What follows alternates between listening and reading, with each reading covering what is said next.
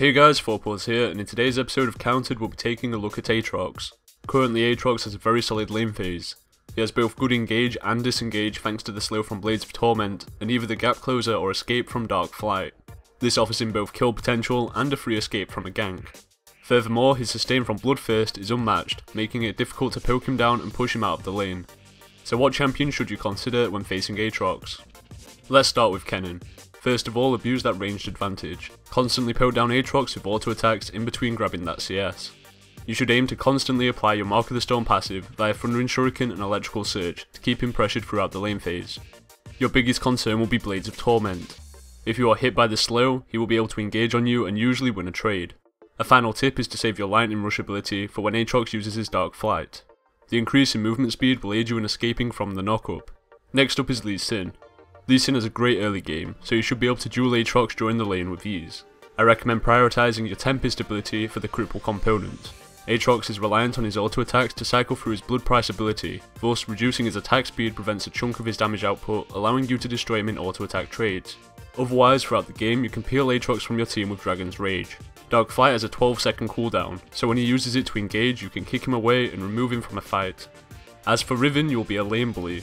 At level 1 you should be aggressive and begin zoning Aatrox with your Broken Wings. You should come out ahead on every trade as long as you only trade whilst your abilities are off cooldown.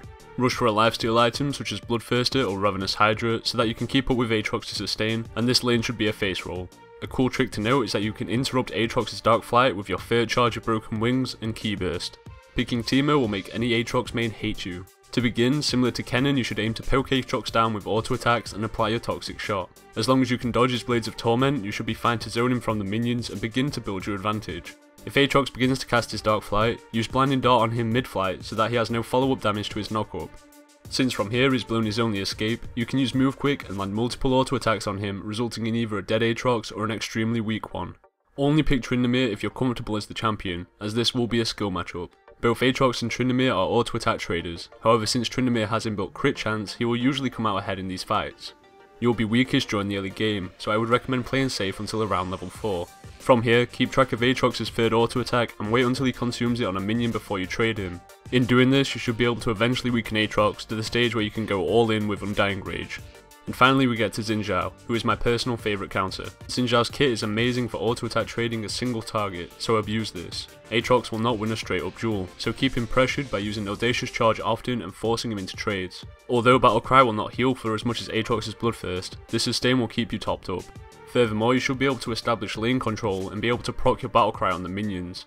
Otherwise, it's worth noting that your free Talon Strike knockup can interrupt Aatrox's Dark Flight ability. My general tip for dealing with Aatrox is trying to zone him from the minions. The previously mentioned champion should find ease in establishing lane control, and this is very effective against Aatrox.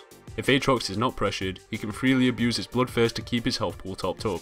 However, if you bully and zone him, you'll be forcing him into using Blades of Torment to last hit, thus his health bar will not remain full. To conclude, Aatrox is a solid top laner with arguably the best sustain in the game. Aim to shut him down early, or else he'll simply bully you back to the base. As always, if you enjoyed this episode of Counted, or learned something new, feel free to leave a like down below, and always feel free to come subscribe to my YouTube channel, How to Top Playing, if you want to further improve as a player. In the next episode of Counted, we'll be taking a look at Nasus, so until then, take care guys.